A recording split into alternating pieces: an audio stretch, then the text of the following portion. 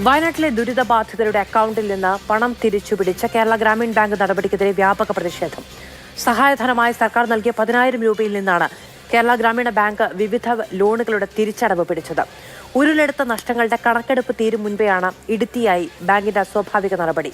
നാളെ നടക്കുന്ന ബാങ്കിംഗ് അവലോകന യോഗത്തിൽ അന്തിമ തീരുമാനം ഉണ്ടാകും. ഇതാണോ കരുതൽ? വയനാടിനെ ചേർത്ത് പിടിക്കുന്നത് ഇങ്ങനെയാണോ? ഇരുട്ടടി തടയാൻ വഴിയില്ലായിരുന്നു. വായ്പകളിൽ തീരുമാനം വൈകുമോ? ഈ ചോദ്യങ്ങളാണ് സൂപ്പർ പ്രൈം ടൈം എന്ന വിശദമായ ചർച്ചയ്ക്ക് മുന്നോട്ട് വെക്കുന്നത്. നമ്മളോടൊപ്പം അതിഥികൾ ചേരും. ശ്രീ PM മുഹമ്മദ് അലി നാട്ടുകാരനാണ്. അവിടെ ജീവനോപാധി അടക്കം നഷ്ടപ്പെട്ട ദുരിതബാധിതരിൽ ഒരാളാണ്. ശ്രീ ആദികേശവൻ ബാങ്കിംഗ് വിദഗ്ധൻ. ശ്രീ CK ശശീന്ദ്രൻ CPM-ൽ നിന്ന്. അഡ്വക്കേറ്റ് ജിൻഡോ ജോൺ കോൺഗ്രസിൽ നിന്ന്. വിശദമായ ചർച്ച ഇടവേളയ്ക്ക് ശേഷം. വയനാട് ദുരന്തമുണ്ടായി. കേരളം ഒരേ മനസ്സോടുകൂടി അവരുടെ വേദനകളിലും അവരുടെ അതിജീവനത്തിലും ഭാഗഭാക്കാകുന്ന സമയമാണ്. എത്രമേൽ സഹായം വേണമോ, എത്രമേൽ സന്നദ്ധ സേവന പ്രവർത്തനങ്ങൾ വേണമോ, അതിനെല്ലാം ഒരേ മനസ്സോടുകൂടി നിന്ന സമൂഹം എന്ന നിലയിൽ വലിയ അഭിമാന ബോധം മലയാളികൾക്കാകെ ഉണ്ട് താനും. അത് സമൂഹത്തിനാണ്. സംവിധാനങ്ങൾക്ക് വേണ്ടത് കരുതലും ജാഗ്രതയുമാണ്.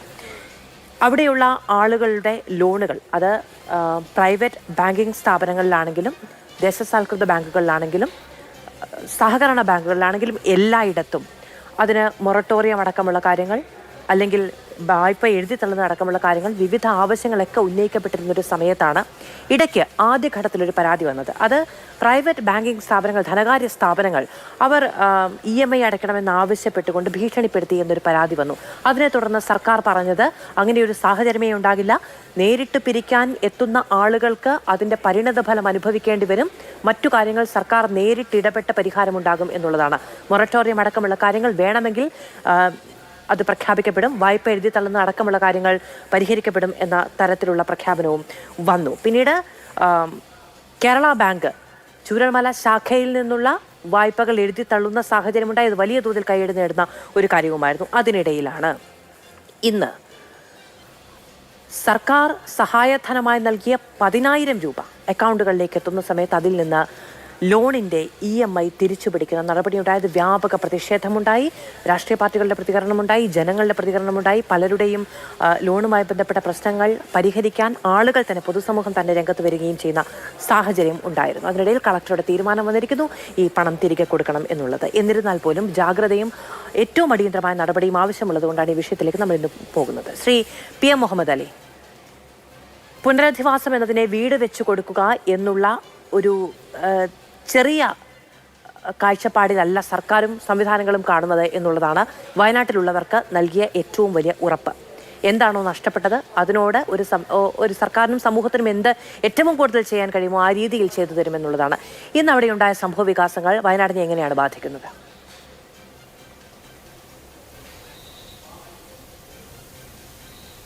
എനിക്ക് കേൾക്കാമോ? പറഞ്ഞൂടെ? എനിക്ക് കേൾക്കാം, അങ്ങ് പറയൂ. അതായത് സാർ കേൾക്കാമല്ലോ. അപ്പോൾ ഇന്നത്തെ സാഹചര്യത്തിൽ എന്ന് വെച്ചിട്ടുണ്ടെങ്കിൽ സർക്കാർ വക ഞങ്ങൾക്ക് വീടും കാടുകളും എല്ലാം നഷ്ടപ്പെട്ടു പോയ ഞങ്ങൾക്ക് ധനസഹായം എന്ന നിലയ്ക്ക് സർക്കാർ ഞങ്ങൾക്ക് 10,000 രൂപ ഞങ്ങളെ അക്കൗണ്ടിലേക്ക് വരുന്ന സമയത്ത് എൻ്റെതല്ല വേറൊരു ആളുകളാണ് ചെയ്തിട്ടുള്ളത്. കാരണം അതിൽ നിന്ന് ഞങ്ങൾക്ക് ഗ്രാമീണ ബാങ്കിലേക്ക് ഞങ്ങൾക്ക് ലോണുകൾ തന്നിരുന്നു. ലോണുകൾ വെച്ചിട്ടുണ്ടെങ്കിൽ ബിസിനസ് ലോണുമായിട്ടുണ്ടെങ്കിൽ കൃഷി ലോണുമായിട്ടുമുണ്ട്, ഗോൾഡ് ലോണുമായിട്ടുമുണ്ട്. അപ്പോൾ ഇതുവരെ എന്ന് വെച്ചിട്ടുണ്ടെങ്കിൽ ഞങ്ങൾക്ക് യാതൊരു വ്യത്യാസവുമില്ലാതെ ആയ സമയത്ത് അവരെ അക്കൗണ്ടിലേക്ക് സർക്കാർ വക 10,000 രൂപ വന്ന സമയത്ത് അതിൽ നിന്ന് അത് പൈസ പിടിച്ചു എന്നാണ് നമുക്ക് കിട്ടിയ പരാതി. അപ്പോൾ അങ്ങനത്തെ ഒരു സാഹചര്യത്തിൽ ഞങ്ങൾക്ക് വീടും നാടും എല്ലാം നഷ്ടപ്പെട്ട് ആ അതിവേഗതയിൽ കഴിയുന്ന വിഷമത്തിൽ കഴിയുന്ന ഈ സമയത്ത് ഈ ബാങ്ക് ചെയ്യുന്നത് ശരിയാണോ എന്നാണ് ഞങ്ങൾക്ക് പറയാനുള്ളത്. കാരണം ഞങ്ങൾ ഈ ദിവസങ്ങൾ കഴിഞ്ഞ് ആകെ കുറഞ്ഞ ദിവസങ്ങളായിട്ടുള്ളൂ. അച്ഛനെയും അമ്മയും ഉമ്മയും ബാപ്പയും സഹോദരന്മാർ നാട് മുഴുവൻ ഞങ്ങൾക്ക് നഷ്ടപ്പെട്ടുകൊണ്ടിരിക്കുന്ന സാഹചര്യത്തിൽ ഈ ഒരു അവസരത്തിൽ ഞങ്ങൾക്ക് കൈത്താങ്ങായി സർക്കാർ തന്ന ആ പൈസയിൽ നിന്ന് ഇവർ വാങ്ങുക എന്ന് പറയുന്ന സമയത്ത് വളരെ ദുഃഖകരമായ ഒരു വിഷമത്തിലേക്കാണ് ബാങ്കുകൾ ഞങ്ങളെ എത്തിച്ചിട്ടുള്ളത്. അപ്പോൾ അതുകൊണ്ട് ഞങ്ങൾക്ക് അതിയായ വിഷമങ്ങളുണ്ട്. അതിന് കൃത്യമായ നടപടി ബാങ്കിൻ്റെ രീതിയിൽ, സർക്കാരിൻ്റെ രീതിയിൽ ബാങ്കിലേക്ക് അറിയിക്കണമെന്നാണ് എനിക്ക് ഈ ഇളയ മനസ്സോടുകൂടി മുഹമ്മദ് അലിക്ക് ഈ ചാനലിനോട് പറയാനുള്ളത്. ശ്രീ മുഹമ്മദ് അലി, ഇപ്പോൾ കളക്ടർ ഉറപ്പ് നൽകിയിട്ടുണ്ട് ഈ പണം തിരികെ നൽകണമെന്ന് അടക്കമുള്ള കാര്യങ്ങൾ. ഇന്ന് EMI പിടിക്കുകയോ അല്ലെങ്കിൽ ഇന്ന് കിട്ടിയ പണത്തിൽ നിന്ന് തിരികെ പിടിക്കുകയോ ചെയ്ത ആളുകളുടെ കാര്യത്തിൽ ഒരു തീരുമാനമായിട്ടുണ്ട്. ഇതിനിയും ഉണ്ടാകാതിരിക്കാൻ എന്തു ചെയ്യണമെന്നാണ് നിങ്ങൾക്ക് ആവശ്യപ്പെടാനുള്ളത്? ഞങ്ങൾക്ക് ഇനി ചെയ്യാനുള്ളതെന്ന് വെച്ചിട്ടുണ്ടെങ്കിൽ ഇനി ചെയ്യാനുള്ള ഒരു കാര്യങ്ങൾ വെച്ചിട്ടുണ്ടെങ്കിൽ ഞങ്ങളെ ലോണ് ഞങ്ങളെ കാര്യങ്ങൾ സർക്കാർ വകയിൽ നിന്ന് ഞങ്ങൾക്ക് എന്ത് ചെയ്യാൻ പറ്റും എന്നുള്ളതാണ്. ഇനി ഞങ്ങളെ ജീവിതം എന്ന് പറഞ്ഞു കഴിഞ്ഞിട്ടുണ്ടെങ്കിൽ ഞങ്ങൾക്ക് ആകെ ഉള്ള ഒരു ജീവിതം ഈ ഒരു നഷ്ടപ്പെടാത്ത ഒരു വീടും മാത്രമേ ഉള്ളൂ, ഞങ്ങളുടെ ശരീരവും മാത്രമേ ഉള്ളൂ. അപ്പോൾ അതിന് ഇനി ഞങ്ങളുടെ ജീവിതം ഞങ്ങൾക്ക് മുന്നോട്ട് എങ്ങനെ നീക്കണം എന്നുള്ള ഒരു വിഷമത്തിലാണ് ഇപ്പോൾ ഞങ്ങൾ ചെയ്യുന്നത്. അപ്പോൾ അതുകൊണ്ട് ഞങ്ങളെ സംരക്ഷിക്കേണ്ടതും ഞങ്ങളുടെ നാട് സംരക്ഷിക്കേണ്ടതും ബാങ്കിൻ്റെ കാര്യം നിർദ്ദേശം കൊടുക്കേണ്ടതും അത് സർക്കാരിൽ നിന്നാണ്. അതാണ് സർക്കാരിനോട് പറയാനുള്ളത്. ശരി, ഞാൻ അങ്ങിലേക്ക് വരാം, തുടരണം കേട്ടോ. നമ്മളോടൊപ്പം ശ്രീ ആദികേശവൻ. ഇപ്പോൾ നമ്മുടെ മുന്നിലുള്ളൊരു കണക്ക് ഏതാണ്ട് 29 കോടി രൂപയാണ് ആ മേഖലയിൽ 3 വാർഡുകളിലായി ജീവിതം ഏറെക്കുറെ നഷ്ടപ്പെട്ടു പോയ മനുഷ്യരുടേതായി ബാങ്കിങ് സ്ഥാപനങ്ങൾക്ക് കൊടുക്കാനുള്ള ലോൺ തുക എന്ന് പറയുന്നത്. അത് എല്ലാ കണക്കുകളും കൂടെ കൂട്ടിയാലും കുറച്ചുകൂടി വർദ്ധിക്കുമായിരിക്കും. അത് സർക്കാരിനെ സംബന്ധിച്ച് അല്ലെങ്കിൽ ബാങ്കുകളെ സംബന്ധിച്ച് ഒരു വലിയ പ്രശ്നമാണോ? മാത്തു, ഇതിൽ നമ്മൾ കണക്കാക്കേണ്ട അല്ലെങ്കിൽ കണക്കിലെടുക്കേണ്ട പ്രധാനപ്പെട്ട കാര്യം വായ്പ എടുത്തിട്ടുള്ള വ്യക്തികളുടെ കടാശ്വാസം ആണ് അവർ പ്രധാനമായിട്ടും ഉദ്ദേശിക്കുന്നത്. അതിൻ്റെ ആദ്യത്തെ പടിയായിട്ടാണ് നമ്മൾ മൊറട്ടോറിയം അല്ലെങ്കിൽ തിരിച്ചു പിടിക്കാതിരിക്കുക എന്നുള്ള ഒരു തീരുമാനം ബാങ്കുകൾ കൈക്കൊള്ളേണ്ടത്. ഇപ്പോൾ ഇന്ന് രാവിലെ 10,000 രൂപ ക്രെഡിറ്റ് ചെയ്ത ആളിൻ്റെ അടക്കം നമ്മുടെ ഇഫക്റ്റീവ് ഡേറ്റ് ഈ മൊറട്ടോറിയം പ്രഖ്യാപിക്കലിന് വേണ്ടി നമ്മൾ തീരുമാനിക്കുന്ന ഒരു കട്ട് ഓഫ് ഡേറ്റ് എന്ന് പറയുന്നത് ഈ സംഭവം നടന്ന ദിവസം തന്നെ ആയിരിക്കണം, ജൂലൈ 30. അപ്പോൾ ജൂലൈ 30 കണക്കാക്കിക്കൊണ്ട് അതാണ് എഫക്റ്റീവ് ഡേറ്റ് അല്ലെങ്കിൽ കട്ട് ഓഫ് ഡേറ്റ് എന്നുള്ള കണക്കെടുത്തു കഴിഞ്ഞാൽ നാളെ നടക്കുന്ന SLBC മീറ്റിങ്ങിലെങ്കിലും ഒരു റെസൊല്യൂഷൻ പാസ്സാക്കേണ്ട ആവശ്യമുള്ളത് അതിനുശേഷം ഒരു ബാങ്കും തിരിച്ചടവിലേക്ക് നടപടി സ്വീകരിക്കാൻ പാടില്ല എന്ന് മാത്രമല്ല, ഏതെങ്കിലും ബാങ്ക് പിടിച്ചിട്ടുണ്ടെങ്കിൽ ആ പൈസ തിരിച്ചു കൊടുക്കാനുള്ള ഒരു തീരുമാനം SLBCക്ക് എടുക്കാൻ സാധിക്കും. അതെടുത്താൽ റിസർവ് ബാങ്കിൻ്റെ നിർദ്ദേശാനുസരണമുള്ള ഒരു നടപടി കൂടിയായിരിക്കും. ആ പൈസ തിരിച്ചു കൊടുക്കാനും സാധിക്കും. എനിക്കതിലൊരു സംശയമില്ല. കാരണം റിസർവ് ബാങ്ക് ഓൾറെഡി പ്രകൃതി ദുരന്തം വന്നാൽ എന്തൊക്കെയാണ് ബാങ്കുകൾ ചെയ്യേണ്ടത് എന്നുള്ളതിനെക്കുറിച്ച് വളരെ വ്യക്തമായ ഇൻസ്ട്രക്ഷൻസ് കൊടുത്തിട്ടുണ്ട്. എനിക്ക് തോന്നുന്നത് സർക്കാരിലെ ചീഫ് സെക്രട്ടറി അടക്കമുള്ള ആൾക്കാർക്ക് അത് അറിവുണ്ടാകും. റിസർവ് ബാങ്ക് പറയുന്നത് എല്ലാ വായ്പകൾക്കും മിനിമം 1 വർഷത്തെ മൊറട്ടോറിയം കൊടുക്കണം ഈ ദുരന്ത ബാധിത പ്രദേശത്തെ എല്ലാ വായ്പകൾക്കും. പലിശ കുറച്ചു കൊടുക്കാനുള്ള തീരുമാനം ബാങ്കുകൾക്ക് എടുക്കാം, നേരത്തെ കൊടുത്ത വായ്പയ്ക്ക്. ഇനി വായ്പ പുനഃക്രമീകരിക്കാം, ആ തീരുമാനം ബാങ്കുകൾക്ക് കൈക്കൊള്ളാം. പിന്നെ പുതിയ വായ്പയും കൊടുക്കണം ആവശ്യാനുസരണം. അതിനും വായ്പയുടെ പലിശ സ്ഥിതിഗതികളെ വിലയിരുത്തിക്കൊണ്ട് ന്യായമായ പലിശ ഈടാക്കാവുന്നതാണ് എന്നുള്ള നിർദ്ദേശം റിസർവ് ബാങ്കിൻ്റെ ഇപ്പോൾ തന്നെയുണ്ട്. അപ്പോൾ അത് നടപ്പിലാക്കുക. പിന്നെ വരുന്നത് ഇപ്പം മരിച്ചവരുടെ കാര്യത്തിൽ ഒരു സംശയവും വേണ്ട, ബാങ്കുകൾക്കത് എഴുതി തള്ളുക. നമ്മൾ സാധാരണ പറയുള്ളൂ, എഴുതി തള്ളാനായിട്ട് പറ്റും. ഇനി ജീവിച്ചിരിക്കുന്ന ആൾക്കാരുടെ കാര്യത്തിൽ വരുമ്പോൾ എഴുതി തള്ളുന്നത് നല്ലതാണ്. ഇപ്പോൾ കേരള ബാങ്ക് ചെയ്തു, ചെറിയ എമൗണ്ട് ആണെങ്കിൽ അവർ ചെയ്തു. പക്ഷെ മനസ്സിലാക്കേണ്ട ഒരു കാര്യം, എഴുതി തള്ളിയാൽ മിക്കവാറും സിബിൽ അല്ലെങ്കിൽ അവരുടെ ട്രാക്ക് റെക്കോർഡിനെ അത് ബാധിക്കും, സെറ്റിൽമെൻ്റ് ആയിട്ട് വരും. അപ്പോൾ യുവാക്കൾ ഉൾപ്പെടെയുള്ള ആൾക്കാരുണ്ടെങ്കിൽ അവരുടെ ഭാവിയിൽ വായ്പ മറ്റുള്ള എന്തെങ്കിലും ട്രാൻസാക്ഷന് പോകുമ്പോൾ അതിനെ ബാധിക്കാം. അവിടെയാണ് മാത്തു പറഞ്ഞ മൊത്തം ഇതിൻ്റെ തോത് കണക്കാക്കിയാൽ 40 കോടി എന്നുണ്ടെങ്കിൽ 2 നിർദ്ദേശം എനിക്ക് സമർപ്പിക്കാനുണ്ട്. ഒന്ന്, ഇന്നത്തെ സർക്കാരിൻ്റെ ഈ റിലീഫിന് വേണ്ടിയിട്ടുള്ള പണപ്പിരിവ് അല്ലെങ്കിൽ വിഭവ സമാഹരണത്തിൻ്റെ അടിസ്ഥാനത്തിൽ 191 കോടി CM റിലീഫ് ഫണ്ടിൽ ഇതിനേക്ക് വേണ്ടി മാത്രം വന്നിട്ടുണ്ട്. ഇന്ന് രാവിലത്തെ ഫിഗറാണ്. അപ്പോൾ അത് കണക്കിലെടുത്താൽ 40 കോടി സർക്കാരിന് ഈ വായ്പാ തിരിച്ചടവിലേക്കായി കംപ്ലീറ്റ് ബാധ്യതയും ഏറ്റെടുത്തുകൊണ്ട് അവർക്ക് നിറവേറ്റാനുള്ള ശേഷി ഉണ്ടെന്ന് നമുക്ക് കണക്കാക്കാം. ഇനി അഥവാ ഒരു പ്രപ്പോസൽ എന്നുള്ള നിലയ്ക്ക് സർക്കാരിന് വയ്ക്കാൻ പറ്റുന്നത്, അത് ബാങ്കേഴ്സ് വീണ്ടും അവരുടെ ബോർഡിലേക്ക് പോകേണ്ടി വരും. 50% സർക്കാർ വഹിക്കുക, 50% ബാങ്കുകൾ വഹിക്കുക. പ്രത്യേക സാഹചര്യം കണക്കിലെടുത്തുകൊണ്ട് റിസർവ് ബാങ്കിന് നിർദ്ദേശമില്ല അവിടെ, പക്ഷേ അതൊരു നിർദ്ദേശമായിട്ട് വേണമെങ്കിൽ SLBCക്ക് അംഗീകരിക്കാം. ഇനി പുതിയ ശ്രീ മുഹമ്മദ് അലി ഇപ്പോൾ പറയുന്നത് കേട്ടു, അവിടുത്തെ നിലവിലുള്ള വായ്പയുടെ കാര്യം നമ്മളിപ്പോൾ സംസാരിച്ചു കഴിഞ്ഞു. അത് ഡീൽ ചെയ്യാനായിട്ട് ഒരു സംശയവും വേണ്ട. ഇപ്പം ഞാൻ പറഞ്ഞ ആ മാർഗത്തിൽ കൂടി നമുക്ക് ഡീൽ ചെയ്യാൻ പറ്റും. ഈ ജീവനോപാധി അടക്കം തിരികെ പിടിക്കേണ്ടതുള്ളത് കൊണ്ട് തന്നെ വലിയ തോതിൽ വീണ്ടും വായ്പകളെയൊക്കെ ആശ്രയിക്കേണ്ടി വരും. ആ സമയത്ത് ഈ പറയുന്ന പോലെ സിവിൽ സ്കോറിനെ ബാധിക്കരുത് എന്ന നിർബന്ധ ബുദ്ധിയോടുകൂടി ചെയ്യാൻ കഴിയും നമുക്ക്. അതെ, അവിടെയാണ്. അതിലേക്ക് അടുത്തപടിയായിട്ട് വന്നാൽ വളരെ നല്ല ചോദ്യം. അതായത് ഈ 500 കുടുംബങ്ങളാണല്ലോ എഫക്റ്റ് ചെയ്യപ്പെട്ടത്. അപ്പോൾ ആവറേജ്, അതായത് ഒരു കുടുംബത്തിന് ചിലപ്പോൾ 20-25 ലക്ഷത്തിൻ്റെ ആവശ്യം വരാം. ഞാൻ ഇന്ന് രാവിലെ കേട്ടിരുന്ന പങ്കെടുത്ത ഒരു ചർച്ചയിൽ ഒരു ബേക്കറി ഉടമസ്ഥൻ പറഞ്ഞു അദ്ദേഹത്തിന് 50 ലക്ഷമോ 60 ലക്ഷമോ നഷ്ടമുണ്ടായി. വായ്പ 8 ലക്ഷമോ 10 ലക്ഷമോ. പക്ഷേ 500 ഫാമിലീസ് നമ്മളെടുത്താൽ ആവറേജ് അവർക്ക് ഈ ജീവിതമാർഗം കരുപിടിപ്പിക്കാൻ വേണ്ടി, തിരിച്ചു പിടിക്കാൻ വേണ്ടി വരുന്ന പുതിയ വായ്പയുടെ തുക 10 ലക്ഷം, 50 കോടിയേ വേണ്ടി വരുന്നുള്ളൂ. ആ 50 കോടി ബാങ്കുകൾ കൊടുക്കാൻ തയ്യാറാവും. എനിക്കുള്ള നിർദ്ദേശം, സർക്കാർ ഇതിൻ്റെ പലിശ ഒരു 3 വർഷത്തേക്ക് വഹിക്കാൻ തീരുമാനിച്ചാൽ 10% പലിശ മാറ്റൂ. 50 കോടിയിൽ 10% എന്ന് പറയുമ്പോൾ ഒരു വാർഷിക ലയബിലിറ്റി അല്ലെങ്കിൽ ഒരു ലോഡ് സർക്കാരിന് വരുന്ന 5 കോടി ഒരു വർഷം. 5 കോടി കൊടുത്തു കഴിഞ്ഞാൽ പലിശരഹിത വായ്പ ഇവർക്ക് ഉറപ്പാക്കാൻ പറ്റും. ആവറേജ് 10ആണ്. 20 വേണ്ടവർക്ക് 20 കൊടുക്കുക, 5 വേണ്ടവർക്ക് 5 കൊടുക്കുക, ചിലപ്പോൾ 2 ചെറിയ എമൗണ്ടൊക്കെ എടുത്തവരുണ്ട്. അപ്പോൾ അവർക്ക് വലിയൊരു സമാശ്വാസമാകും. മാത്രമല്ല ഈ പുതിയ വായ്പ OD ആയിട്ട് കൊടുക്കുക. മാസത്തവണ തിരിച്ചടക്കേണ്ട ബാധ്യതയില്ലാതെ ക്യാഷ് ക്രെഡിറ്റ് അല്ലെങ്കിൽ OD, അതായത് എടുത്തും അടച്ചും പോകാൻ പറ്റുന്ന രീതിയിലുള്ള അക്കൗണ്ടാണ് OD. ബാങ്കുകൾക്കെല്ലാം കൊടുക്കാൻ പറ്റും. അപ്പോൾ കാശ് വരുമ്പോൾ അതിൽ കൊണ്ട് അടയ്ക്കുക, കാശ് ആവശ്യമുള്ളപ്പോൾ എടുക്കുക. പരമാവധി തുകയാണ് ലോണിൻ്റെ എമൗണ്ട്. അപ്പോൾ OD ആയിക്കൊണ്ട് കൊടുത്തു കഴിഞ്ഞാൽ ഇവർക്ക് മാസത്തവണയുടെ ബാധ്യത വരുന്നില്ല, എന്തെങ്കിലും സംരംഭം തുടങ്ങാനുള്ള പൈസ കിട്ടുന്നു, പലിശയുടെ ബാധ്യത വരുന്നില്ല. നമുക്ക് ശരിക്കും പറഞ്ഞാൽ ഈ ഇന്ത്യയിലെങ്കിലും, അന്താരാഷ്ട്ര തലത്തിലല്ലെങ്കിലും ഇന്ത്യയിലെങ്കിലും ഒരു model relief and rehabilitation package സമർപ്പിക്കാനുള്ള അല്ലെങ്കിൽ നടപ്പാക്കാനുള്ള വിഭവം നമ്മുടെ കയ്യിലുണ്ട്. പ്രശ്നമല്ല. അതിലേക്ക് ചിലപ്പോൾ ഇനിയിപ്പോൾ അടുത്ത റൗണ്ടിൽ വരാം. കാരണം എൻ്റെ കണക്കുകൂട്ടിൽ 500-530 കോടിയാണ് പരമാവധി ഇൻഫ്രാസ്ട്രക്ചർ അടക്കം, subject challenge by anybody who knows better, നമുക്ക് വേണ്ടി വരിക വയനാടിനെ ഒന്ന് പിടിക്കാൻ വേണ്ടി, ജീവിതം തിരിച്ചു പിടിക്കാൻ വേണ്ടി. ശരി, എന്തായാലും അത് നാളെ SLBC യോഗമടക്കം നടക്കുന്നുണ്ട്. ഇത്തരം കാര്യങ്ങളെല്ലാം പരിഗണിച്ച് ഏറ്റവും ക്രിയാത്മകമായ നിർദ്ദേശങ്ങൾ പുറത്തു വരുമെന്ന് നമുക്ക് പ്രതീക്ഷിക്കാം. ശ്രീ CK ശശീന്ദ്രൻ, നമുക്കറിയാം 10,000 രൂപ സർക്കാർ കൊടുക്കാൻ തീരുമാനിച്ച ഘട്ടം അല്ലെങ്കിൽ സാഹചര്യം എന്താണ് എന്നുള്ളത്. ശരിയാണ്, വളരെ വിപുലമായ ദുരിതാശ്വാസ പ്രവർത്തനങ്ങൾ, ദുരിതാശ്വാസ കേന്ദ്രങ്ങൾ, അവിടെ നമുക്ക് സജ്ജീകരിക്കാൻ കഴിയുന്നതിൻ്റെ പരമാവധി സൗകര്യങ്ങൾ എല്ലാം നമ്മൾ ഒരുക്കിയിട്ടുണ്ട്. എന്നിരുന്നാലും കഴിഞ്ഞ ദിവസങ്ങളിലൊക്കെ ഈ ക്യാമ്പുകളിൽ നിന്നൊക്കെ പൊതുപ്രവർത്തകരോട് പങ്കുവെക്കപ്പെട്ട ഒരു വലിയ പ്രശ്നം എന്ന് പറയുന്നത് അവരുടെ ആരുടെയും കയ്യിൽ എടുക്കാനൊരു 10 രൂപ ഇല്ല എന്നുള്ളതാണ്.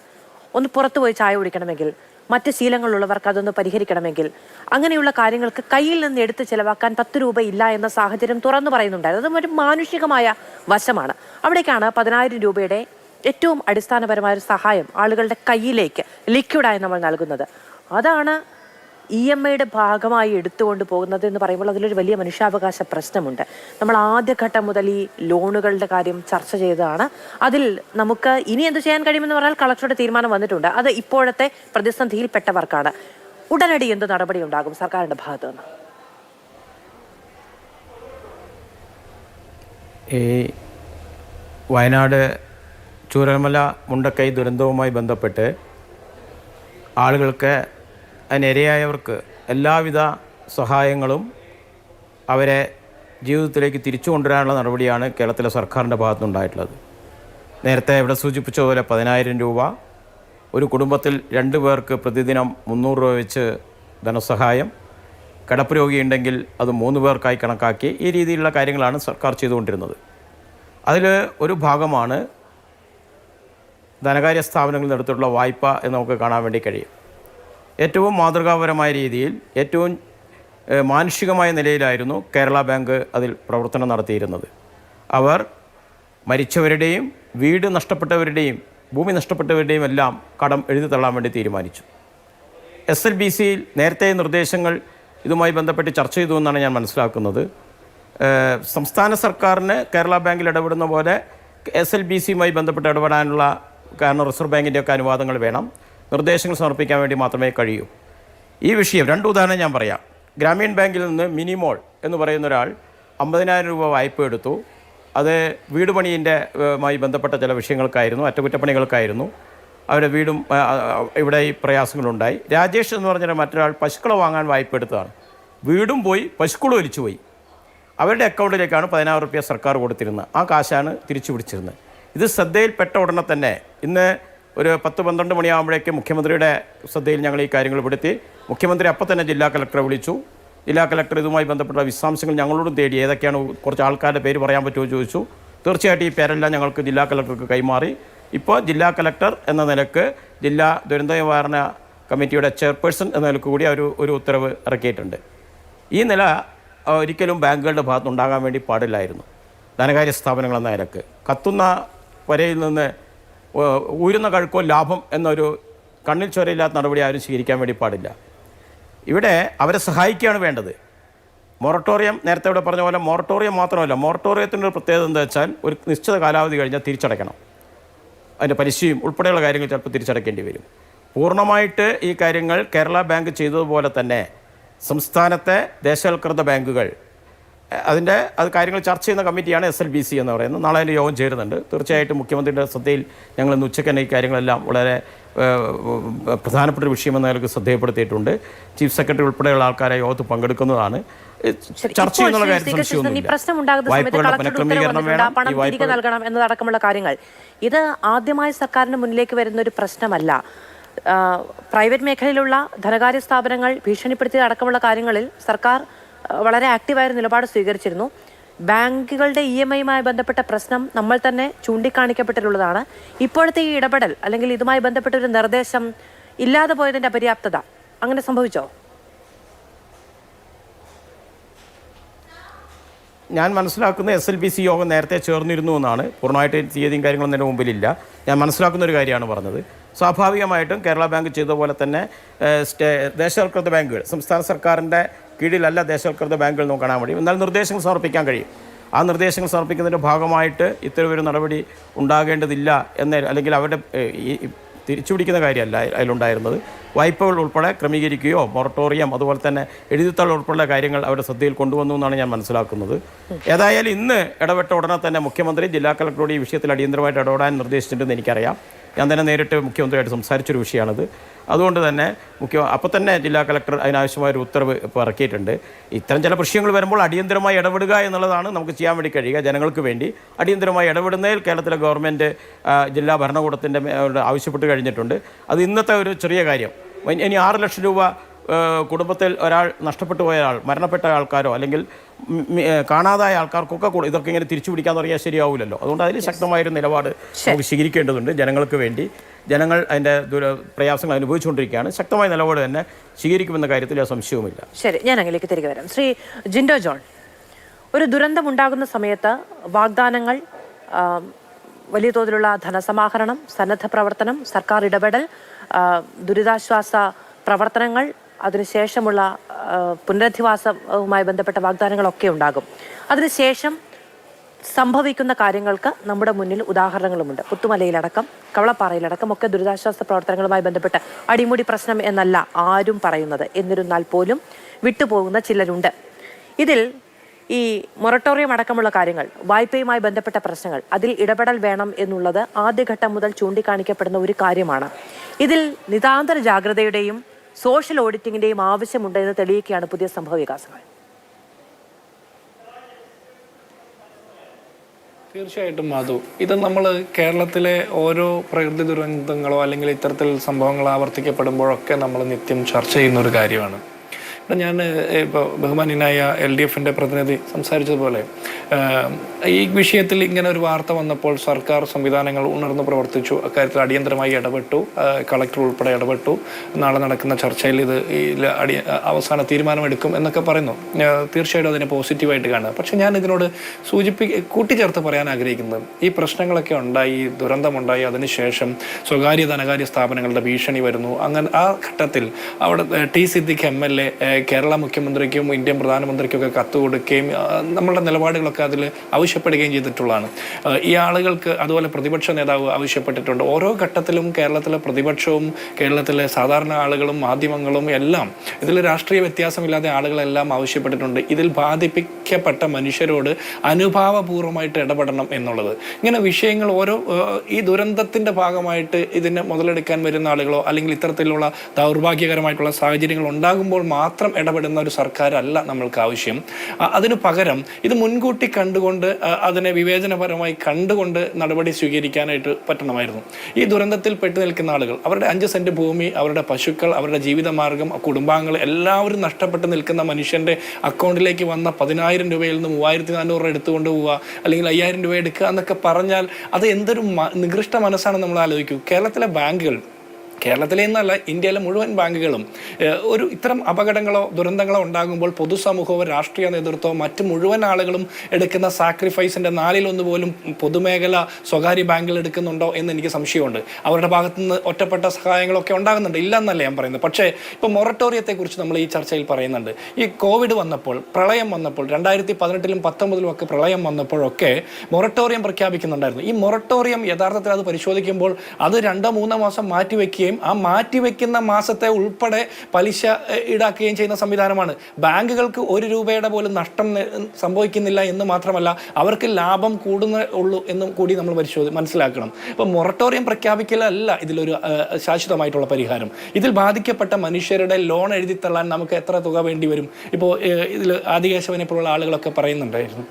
അപ്പോൾ അങ്ങനെ അതിനൊരു പഠനം നടത്തിയിട്ട് ഈ മനുഷ്യർക്ക് ഇനിയും ലോണിൻ്റെ അല്ലെങ്കിൽ കടബാധ്യതയുടെ ബാധ്യത അവരുടെ തലയിൽ വെച്ച് കൊടുത്തുകൊണ്ട് കുറച്ച് 1-2 മാസം കഴിയുമ്പോൾ അവർ അവരുടേതായ രീതിയിൽ ജീവിതം കെട്ടിപ്പടുക്കട്ടെ എന്ന് പറഞ്ഞാൽ 2018-ലെയും 2019-ലെയും പ്രളയം, അതിനുശേഷം വന്ന കോവിഡ്, ഇതിനൊക്കെ ശേഷം പറയുന്ന റീബിൽഡ് കേരള ഇനിഷ്യേറ്റീവ് പോലെയുള്ള പരിപാടികൾ ആവർത്തിച്ചാൽ പോരാ.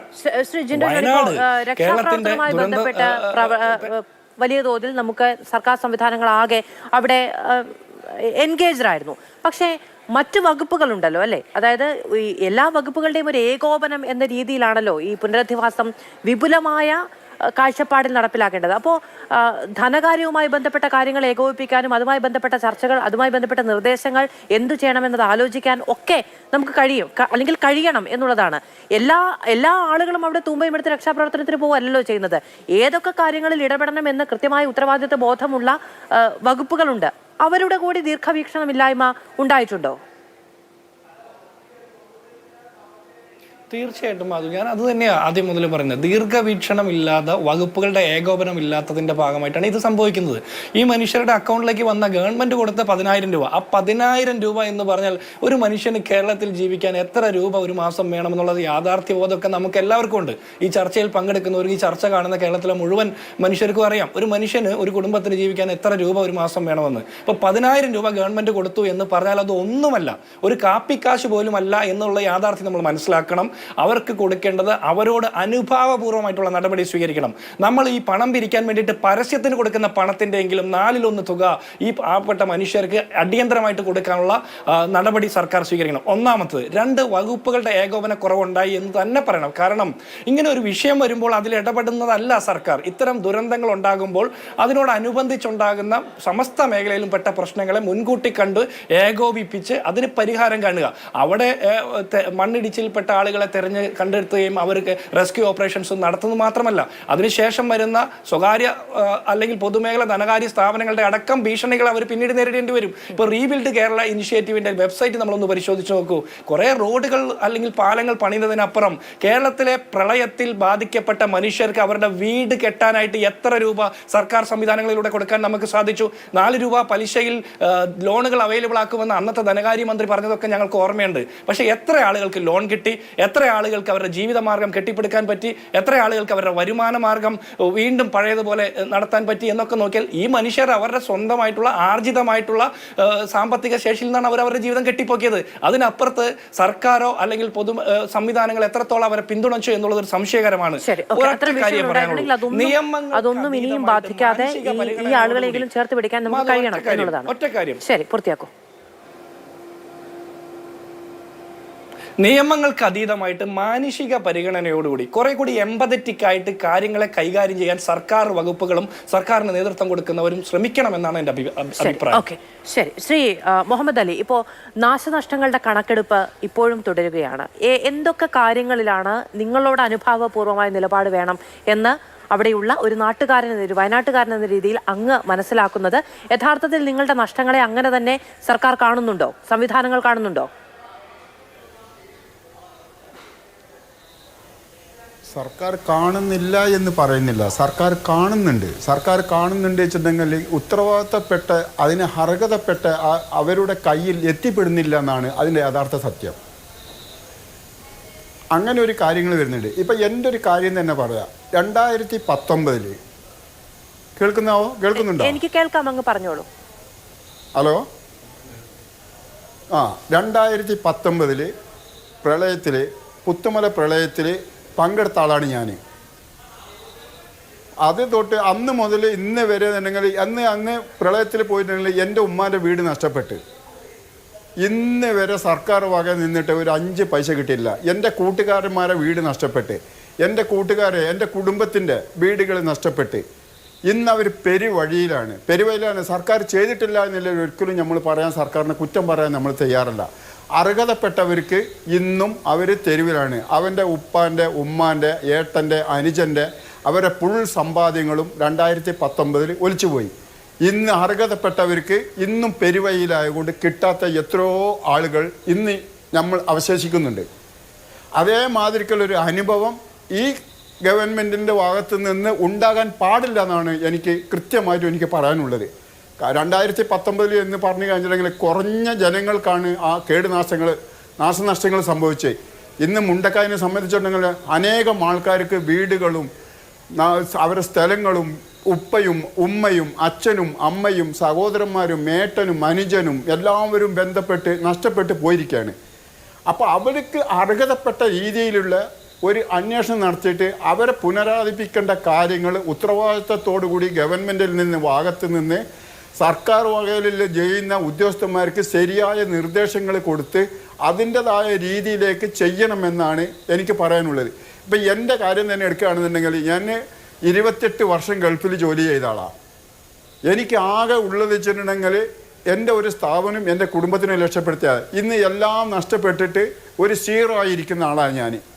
ഇനി എനിക്ക് ഇവിടുന്ന് അങ്ങോട്ട് എങ്ങനെ ജീവിതം എൻ്റെ മുന്നോട്ട് കൊണ്ടുപോകണം, എൻ്റെ കുടുംബത്തിൻ്റെ ജീവിതം എങ്ങനെ മുന്നോട്ട് കൊണ്ടുപോകണമെന്നും എനിക്കറിയില്ല. പക്ഷേ എനിക്ക് ഒന്ന് പറയാനുള്ളത് എന്താ വെച്ചിട്ടുണ്ടെങ്കിൽ എനിക്ക് ദൈവം സഹായിച്ചിട്ട് എൻ്റെ ശരീരത്തിനോ എൻ്റെ കുടുംബത്തിലോ കാര്യമായ കേടുകൾ, ബന്ധത്തിൽ ഒരുപാട് ആൾക്കാർ മരിച്ചുപോയി, 10-18 ആൾക്കാർ മരിച്ചുപോയി. പക്ഷേ എൻ്റെ കുടുംബത്തിൽ ആർക്കും നഷ്ടപ്പെട്ടിട്ടില്ല, എനിക്ക് വീടും നഷ്ടപ്പെട്ടിട്ടില്ല. പക്ഷേ എൻ്റെ വീടുകളിൽ എൻ്റെ കുടുംബത്തിന് നോക്കാനില്ല, ഉപജീവനം കഴിയാനുള്ള എൻ്റെ സ്ഥാപനം മൊത്തത്തിൽ നഷ്ടപ്പെട്ടു പോയി. ഇനി എനിക്ക് എങ്ങനെ മുന്നോട്ട് പോകുന്നത്? അതായത് എൻ്റെ മാതിരിക്ക് 100 കണക്കിന് സ്ഥാപനങ്ങളും കടകളും ഇവിടെ പെരുവഴിയിലായ ആൾക്കാരുണ്ട്. ഇന്ന് വരെ എന്താണ് അതിൻ്റെ മുന്നോട്ടുള്ള ജീവിതം, എന്താണ് നിങ്ങളെ മുന്നോട്ടുള്ള നഷ്ടങ്ങൾ എന്നുള്ളത് ഇതുവരെ വന്നിട്ട് എന്നോടാണെന്നുണ്ടെങ്കിലും മറ്റൊരുത്താണെങ്കിലും കൃത്യമായിട്ട് ചോദിച്ചിട്ടില്ല. ചോദിക്കുന്നതിൻ്റെ ഓരോരുത്തരും വന്ന് പറയുന്നുണ്ട് ഞങ്ങൾ അവിടെ നിന്ന് വന്നതാണ്, ഇവിടെ നിന്ന് വന്നതാണ്, ഇന്നത് വന്നതാണ്, അവിടെ നിന്നാണ്, ഇവിടെ നിന്നാണ് എന്നുള്ളത്. അങ്ങനെ ഇത് മാത്രമല്ലാതെ കൃത്യമായ എൻ്റെ നഷ്ടങ്ങളോ ഇതിൻ്റെ കാര്യത്തെക്കുറിച്ചിട്ടോ കൃത്യമായി ഒരു അന്വേഷണം ഇന്ന് വരെ എൻ്റെ കയ്യിൽ കിട്ടിയില്ല. ഞാൻ അന്ന് മുതൽ 30-ാം തീയതി മുതൽ ഇന്ന് വരെ ഞാൻ ഈ രക്ഷാപ്രവർത്തനമുള്ള വ്യക്തിയാണ്. അപ്പോൾ അതുകൊണ്ട് ഞങ്ങളെ മുന്നോട്ടുള്ള കാര്യത്തിനെ കുറിച്ചിട്ട് വ്യക്തമായ ഒരു തീരുമാനങ്ങളോ വ്യക്തമായ ഒരു നടപടിയോ സർക്കാരിൻ്റെ ഭാഗത്തു നിന്ന് ഉണ്ടാകണം. എൻ്റെതെന്ന് മാത്രമല്ല, ഈ നഷ്ടപ്പെട്ടു പോയ ഞങ്ങളെ ചൂരൽമല ഗ്രാമത്തിൽ ഞങ്ങൾക്ക് മെയിനായിട്ടുള്ള ഞങ്ങളെ കുടുംബത്തിലൊക്കെ പേടിച്ച് സ്വപ്നമായി കഴിയുന്ന ഒരുപാട് ജനങ്ങൾ ഇപ്പോൾ ക്യാമ്പിലാണ് കഴിയുന്നത്. അത് ഞങ്ങളെ മക്കൾ, അതേമാതിരി ഞങ്ങളെ മക്കളെ പുനരുജ്ജീവിക്കാൻ ഞങ്ങളെ കാലം എന്തായാലും കഴിഞ്ഞു. ഇനി ഞങ്ങളെ മക്കളെ മുന്നോട്ട് ജീവിക്കാൻ അവരെ വിദ്യാഭ്യാസം, അവരെ മറ്റുള്ള കാര്യങ്ങൾ ഞങ്ങൾക്ക് ചിന്തിക്കണമെന്നുണ്ടെങ്കിൽ ഞങ്ങൾക്ക് പുനരധിവാസം നിർബന്ധമായും പുനരധിവാസം തന്നെയാണ് ഞങ്ങൾക്ക് ആവശ്യം. അത് ശക്തമായി ഗവൺമെൻറ് ഇടപെട്ട് നിങ്ങളെ ഭാഗത്ത് നിന്ന് നല്ലൊരു തീരുമാനങ്ങൾ ഉണ്ടാകണമെന്നാണ് എനിക്ക് പറയാനുള്ളത്.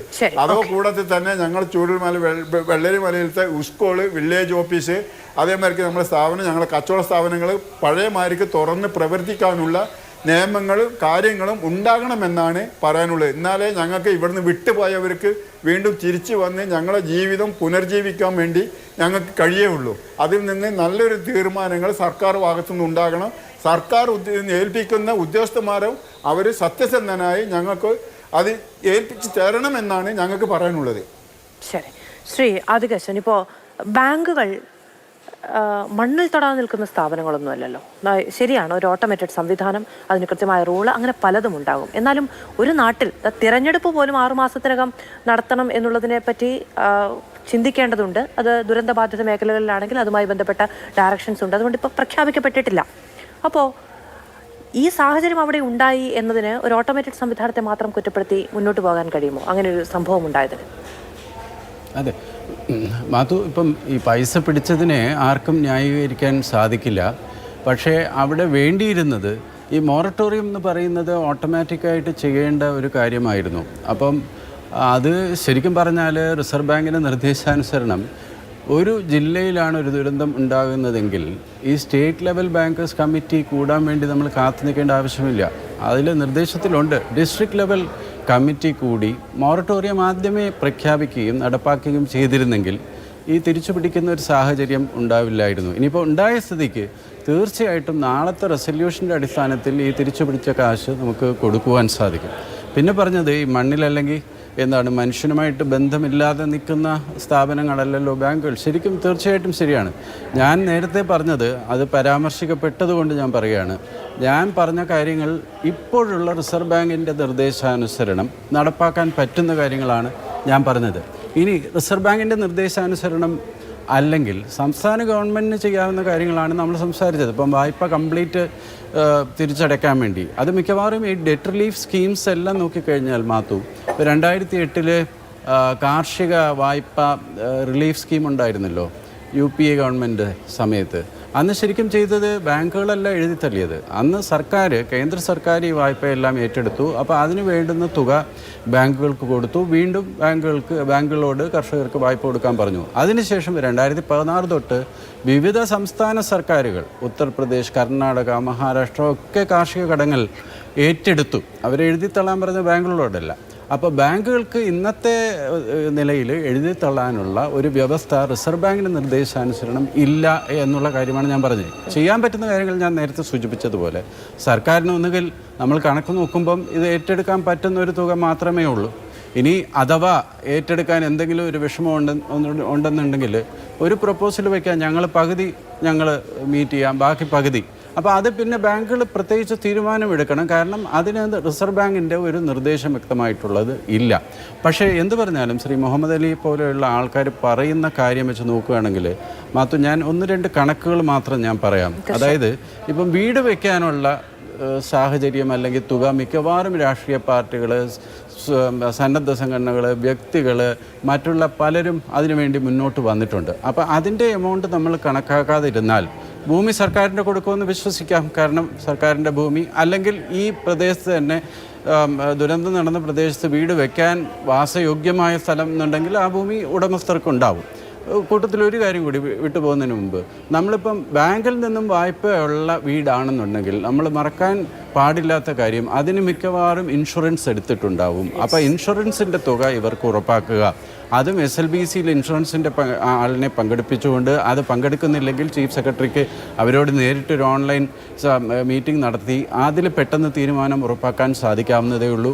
കന്നുകാലി നഷ്ടപ്പെട്ട ആളുകൾ മിക്കവാറും കന്നുകാലി ലോൺ കൊടുക്കുമ്പോൾ ബാങ്കുകളെല്ലാം അതിൻ്റെ ഇൻഷുറൻസ് എടുക്കും. അപ്പോൾ കന്നുകാലി ചത്തു എന്ന് പറഞ്ഞാൽ അതിൻ്റെ ഇൻഷുറൻസ് തുക കിട്ടും. അപ്പോൾ ആ വായ്പയെ സംബന്ധിച്ചതൊക്കെ പെട്ടെന്ന് തീരുമാനമെടുക്കാനുള്ള സാഹചര്യങ്ങളും പൈസ ഇൻഷുറൻസിൻ്റെ പണമടക്കം നമുക്ക് ചെയ്യാൻ പറ്റും.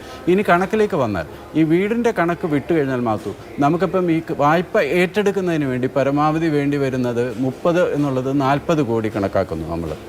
പിന്നെ പുതിയതായിട്ടുള്ള വായ്പ ഞാൻ 50 കോടി എന്ന് പറഞ്ഞു, അതിൻ്റെ പലിശ മാത്രമാണെങ്കിൽ 5 കോടി. ഇനിയിപ്പോൾ സർക്കാർ തീരുമാനിക്കുകയാണ്, ഇതെല്ലാം സർക്കാരിന് തീരുമാനിക്കാനുള്ള സ്വാതന്ത്ര്യമുണ്ട്. 50 കോടിയും ഗ്രാൻഡായിട്ട് വായ്പയല്ല, സർക്കാർ തന്നെ 10 ലക്ഷം വീതം ആവറേജ് 500 ഫാമിലീസിന് ആവറേജ് 10 ലക്ഷം കൊടുക്കാൻ തീരുമാനിച്ചാലും 50 കോടിയുടെ മാത്രമേ വരുന്നുള്ളൂ. 50ഉം 40ഉം 90 കോടി. പിന്നെ വാടക ഇനത്തിൽ 6000. ഇനി 10,000 വെച്ച് കൊടുക്കുകയാണെങ്കിൽ ഞാൻ ഒരു കണക്ക് പറയുകയാണ്, സർക്കാർ 10,000 കൊടുക്കണം എന്നല്ല. കാരണം നമ്മളെപ്പോലെ അനുഭവസമ്പത്തും ബുദ്ധിയും ഉള്ള ആൾക്കാരാണ് സർക്കാരിൽ സെക്രട്ടറി ആയിട്ടൊക്കെ ഇരിക്കുന്നത്. അപ്പോൾ അവരൊരു തീർച്ചയായിട്ടും നല്ല കണക്കെടുപ്പ് നടത്തി കാണും.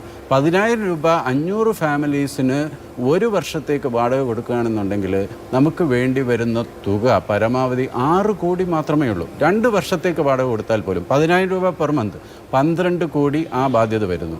ഇനി എൻ്റെ ഒരു പേഴ്സണലായിട്ടുള്ള നിർദ്ദേശം, ഇതേമാതിരി സാഹചര്യത്തിൽ യൂണിവേഴ്സൽ ബെനിഫിറ്റ് ട്രാൻസ്ഫർ പോലെ ഒരു 1.5 വർഷം അല്ലെങ്കിൽ 2 വർഷത്തേക്കെങ്കിലും ഈ ബാധിതരായ ഒരു ഹൗസ് ഹോൾഡിനും 10,000 രൂപ ക്യാഷ് ട്രാൻസ്ഫർ ആയിട്ട് കൊടുക്കണം. അങ്ങനെ കൊടുത്താലും ഈ 12 കോടി 2 വർഷത്തേക്കാണ് ഞാൻ പറഞ്ഞത്. 12ഉം 12ഉം 24, 50, 40, 90, 90ഉം 24, 114, 115 അല്ലെങ്കിൽ 120 കോടി ഉണ്ടെങ്കിൽ ഈ ധനകാര്യം സംബന്ധിച്ചിട്ടുള്ള ഇവരുടെ കടാശ്വാസം, പുതിയ കടത്തിന് ബദലായിട്ട് ഗ്രാൻഡ് കൊടുക്കുക, മാസം 10,000 രൂപ ഗ്രാൻഡായിട്ട് കൊടുക്കുക, വീട് വാടക 10,000 രൂപ 500 ഫാമിലീസിന് മീറ്റ് ചെയ്യുക, ഇതിന് വേണ്ടി വരുന്ന തുക എത്രയേ വേണ്ടി വരുന്നുള്ളൂ. അപ്പോൾ അതിൽ 192 കോടി കിട്ടിയതിൻ്റെ അടിസ്ഥാനത്തിൽ ഞാൻ പറയുന്നത്, ധാരാളം പേര് ഇതിലേക്ക് ഇനിയും മുന്നോട്ട് വരും. അതുകൊണ്ട് വിഭവം ഒരു റെസ്ട്രിക്ഷനായിട്ട് അല്ലെങ്കിൽ ഒരു പ്രശ്നമായിട്ട് എൻ്റെ കാഴ്ചപ്പാടിൽ വരുന്നേയില്ല. ഇനി അതിലും കവിഞ്ഞ് എന്തെങ്കിലുമൊക്കെ ഉണ്ടെങ്കിൽ വേറെ ഒരു അവസരത്തിൽ ഞാൻ പറഞ്ഞതാണ്, ഒരു 0.5% GST ഒരു വർഷത്തേക്ക്. 0.5% ആരും എതിർക്കുമെന്ന് തോന്നുന്നില്ല. നമ്മുടെ സംസ്ഥാനത്തിൻ്റെ വാർഷിക ഓൺ വരുമാനം, സംസ്ഥാനത്തിൻ്റെ മൊത്തം വരുമാനം ഓൺ ടാക്സ് റവന്യൂ 84,000 കോടി. അതിൻ്റെ 1% എന്ന് പറയുന്നത് 840, 0.5% 420. വളരെ ഒരു അഡീഷണൽ എഫർട്ട് ഇല്ലാതെ 420 കണക്കെങ്കിൽ 350, 400 കോടി തീർച്ചയായിട്ടും കിട്ടും. 0.5% മലയാളികളാരും അതിനെ എതിർക്കും എന്ന് തോന്നുന്നില്ല. അതുകൊണ്ട് വിഭവം പ്രശ്നമല്ല. സംവിധാനം കൃത്യമായിട്ട് ഈ പ്രശ്നത്തിനെ അവലോകനം ചെയ്ത് അസസ് ചെയ്ത് എന്തൊക്കെയാണ് ചെയ്യേണ്ടതെന്നുള്ളത് ഏകോപിപ്പിച്ച് നടപ്പിലാക്കുക, അതാണ് ചെയ്യേണ്ടത്. സർക്കാർ നല്ല കാര്യം ചെയ്യുന്നുണ്ട്, അതിലേക്ക് നീങ്ങും എന്ന് നമുക്ക് പ്രതീക്ഷിക്കാം. ശരി, okay. Shri C K Saseendran ഇപ്പോൾ ശ്രീ മുഹമ്മദ് അലി പറഞ്ഞ കാര്യങ്ങൾ അങ്ങ് മുഹമ്മദ് അലിയോ അല്ലെങ്കിൽ മറ്റാരെങ്കിലും പറഞ്ഞറിയേണ്ട ഒരാളാണ് എന്ന ഒരു ധാരണയും എനിക്കില്ല. അങ്ങ് വയനാടിൻ്റെ പൊതുജീവിതത്തോടെ ഏറെ ചേർന്ന് നിൽക്കുന്ന ഒരാളാണ്. ഏറ്റവും സാധാരണക്കാരുമായ മനുഷ്യരുമായി നിരന്തരം ബന്ധപ്പെടുന്ന ഒരാളാണ്. അങ്ങേക്ക് അറിയാവുന്ന കാര്യങ്ങൾ തന്നെയാണ് ഇതിൽ ആശയവിനിമയത്തിൻ്റെതായ എന്തെങ്കിലും പ്രശ്നം ഉണ്ടാവേണ്ടതില്ല എന്നാണ് ഞാൻ വിചാരിക്കുന്നത്. ഇനിയെങ്കിലും അടിയന്തരമായി ഏതൊക്കെ മേഖലകളാണ് വിട്ടുപോയിട്ടുള്ളത് എന്നതടക്കം പരിശോധിച്ചുള്ള നടപടി സർക്കാരിൻ്റെ ഭാഗത്തുനിന്ന് ഉണ്ടാകുമോ? തീർച്ചയായിട്ടും സർക്കാർ അതിലെ എല്ലാ നിലവാരത്തിലും ഇടപെടുന്നുണ്ടെന്നാണ് ഞാൻ മനസ്സിലാക്കിയിട്ടുള്ളത്. പുനരധിവാസം എന്ന് പറഞ്ഞാൽ ഒരാൾക്ക് വീട് കൊടുക്കൽ മാത്രമല്ല, അവരുടെ ഭാവി ജീവിതം ഉൾപ്പെടെയുള്ളതാണ്. പ്രിയപ്പെട്ട മുഹമ്മദ് അലി പറഞ്ഞ കാര്യങ്ങളെല്ലാം ഈ ജനാധിപത്യ സമൂഹം എന്ന നിലക്ക് അദ്ദേഹത്തിൻ്റെ അഭിപ്രായങ്ങൾ പോലും ജനാധിപത്യപരമായി ഏറ്റവും പ്രധാനപ്പെട്ട അഭിപ്രായങ്ങളായിട്ട് നമ്മൾ കണക്കാക്കേണ്ടതാണ്. ഇവിടെ വായ്പയുടെ കാര്യത്തിലുമായി ബന്ധപ്പെട്ട കാര്യം ഞാൻ പറയുന്നത്, കേന്ദ്ര ധനകാര്യ മന്ത്രാലയം അല്ലെങ്കിൽ റിസർവ് ബാങ്ക് എത്ര കോടിക്കണക്കിന് രൂപയാണ് കോർപ്പറേറ്റുകളുടെ എഴുതി തള്ളുന്നത്? എത്ര കോടിക്കണക്കിന് രൂപയാണ്? അത് ഇവിടെ ഒരു ചെറിയ ദുരന്തമുണ്ടായാൽ അതിൽ എഴുതി തള്ളുന്നതിന് എന്താ അത്ര വലിയ വിഷയം? പ്രിയപ്പെട്ട നമ്മുടെ പ്രധാനമന്ത്രി വയനാട് ദുരന്ത പ്രദേശങ്ങൾ വന്ന് സന്ദർശിച്ചു. ഏറെ പ്രതീക്ഷയോടെയാണ് നമ്മളെല്ലാം കാത്തിരിക്കുന്നത്. സഹായിക്കും എന്നാണ് നമ്മൾ പ്രതീക്ഷിക്കുന്നത്. തീർച്ചയായിട്ടും അതുണ്ടാവും എന്നുള്ള കാര്യത്തിൽ ഒരു കേരളത്തിലെ മലയാളികൾക്ക് ആർക്കെങ്കിലും ഒരു വ്യത്യസ്ത അഭിപ്രായം ഉണ്ടാവുമെന്ന് എനിക്ക് തോന്നുന്നില്ല. അതുണ്ടാവണം. കേന്ദ്ര ധനകാര്യ സ്ഥാപനങ്ങൾ അല്ലെങ്കിൽ ദേശീയവൽകൃത ബാങ്കുകൾ പലപ്പോഴും കേരളത്തോട് കാണിച്ചിരിക്കുന്നൊരു നിലപാട് ഞാൻ പറയാം. അവർ ഇവിടെ എന്നുള്ള നിക്ഷേപ തുക അനുസരിച്ച് തിരിച്ച് ജനങ്ങൾക്ക് കൊടുക്കുന്നില്ല എന്നുള്ള വലിയ ആക്ഷേപമാണ്. കേരള ബാങ്കിന് അങ്ങനെ ചെയ്യാമെങ്കിൽ, അത് സഹകരണ സ്ഥാപനമാണ്, കേരള ബാങ്കിന് അങ്ങനെ ചെയ്യാമെങ്കിൽ ധനകാര്യ സ്ഥാപനങ്ങൾക്ക് എന്തുകൊണ്ട് ചെയ്തുകൂടാ എന്ന് നമ്മൾ ഉറക്കെ ചിന്തിക്കണം. അവർ ചെയ്തില്ലെങ്കിൽ നേരത്തെ ബാങ്കിൻ്റെ പ്രതിനിധി പറഞ്ഞ പോലെ നമുക്ക് എന്താണ് ചെയ്യാൻ കഴിയുക തുടങ്ങിയ കാര്യങ്ങൾ നമുക്ക് ആലോചിക്കാം. അതിനൊന്നും എനിക്ക് തർക്കമില്ല. പിന്നീട് ഈ ആളുകൾ ആരും വിട്ടുപോകാൻ വേണ്ടി പാടില്ല. പുത്തുമലയിൽ ഞങ്ങളെടുത്തൊരു അനുഭവം എന്താ വെച്ചാൽ, എനിക്കറിയാം, അന്ന് ഞാൻ MLA കൂടിയായിരുന്നു. ഞങ്ങളെടുത്ത അനുഭവം എന്താ വെച്ചാൽ, എത്ര പേർക്ക് വീട് കൊടുക്കണമെന്ന് അവിടുത്തെ രാഷ്ട്രീയ പാർട്ടി പ്രതിനിധികൾ, അവിടുത്തെ ജനപ്രതിനിധികൾ, പഞ്ചായത്ത് മെമ്പർമാർ, അതുപോലെ തന്നെ ആരാധനാലയങ്ങളുടെ കമ്മിറ്റി അംഗങ്ങൾ, ഭാരവാഹികൾ, അവരെല്ലാം കൂടി തയ്യാറാക്കിയ ലിസ്റ്റ് അനുസരിച്ചാണ് വീട് കൊടുത്തിരിക്കുന്നത്. അതിലെന്തെങ്കിലും എനിക്ക് കുറവുണ്ടോ? എനിക്ക് ഒക്കെ കുറ്റമറ്റതാണ്. ഒരു കുറവുമില്ലാന്ന് ഞാൻ വാദിക്കുന്നൊന്നുമില്ല. അങ്ങനെ വാദിക്കേണ്ട കാര്യമില്ല. ആരെങ്കിലും ചൂണ്ടിക്കാണിച്ചിട്ടുണ്ടെങ്കിൽ ഇതിൽ അത് ആവർത്തിക്കാതിരിക്കാൻ, മുഹമ്മദ് പറഞ്ഞ പോലെ ആവർത്തിക്കാതിരിക്കാനുള്ള നടപടി നമുക്ക് സ്വീകരിക്കാവുന്നതേ ഉള്ളൂ. സ്വീകരിക്കണമെന്ന കാര്യത്തിൽ സംശയവുമില്ല. കേരളത്തിലെ ഗവൺമെൻറ് ഈ കാര്യങ്ങളെല്ലാം ചെയ്യുന്നുണ്ട്. 6,000 രൂപ വെച്ച് ഒരാൾക്ക് വാടകയ്ക്ക് ഒരു വാടക കൊടുക്കാൻ വേണ്ടി 6,000 രൂപ ഒരു കുടുംബത്തിന് കൊടുക്കുന്നുണ്ട്. ആ കുടുംബം ഒരു ബന്ധുവീട്ടിലാണ് താമസിക്കുന്നതെങ്കിൽ അവർക്കും കൊടുക്കാൻ വേണ്ടി ഗവൺമെൻറ് തീരുമാനിച്ചിട്ടുണ്ട്. ബന്ധുവീടായതുകൊണ്ട് വാടക ഒഴിവാക്കണ്ടെന്ന് ഗവൺമെൻറ് തീരുമാനിച്ചിട്ടുണ്ട്. എന്നാൽ ചില സന്നദ്ധ സംഘടനകൾ ഞങ്ങൾ വാടക കൊടുത്തോളാം എന്ന് ഗവൺമെൻറ് അറിയിച്ചിട്ടുണ്ട്.